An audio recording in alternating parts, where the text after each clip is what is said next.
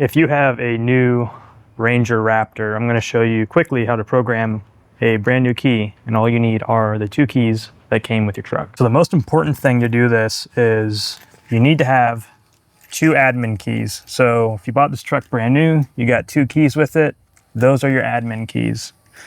Then you need to go buy a blank key, a smart key. And I'll have a link to the description for this.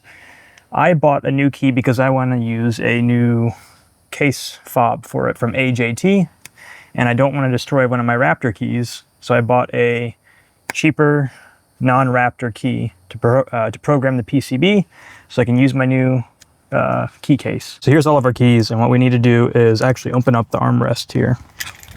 So pull out all your crap,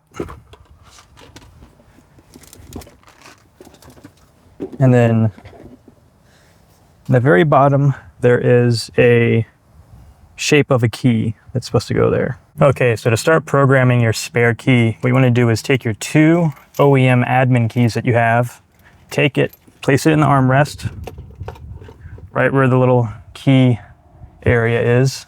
You want to have no feet on the pedals and just push the accessory power on and off. And you don't want to wait long, just let it go for a second and turn it back off. So on, off. Okay, let's take our second key now. On, off. We now have our third key. Same thing. On.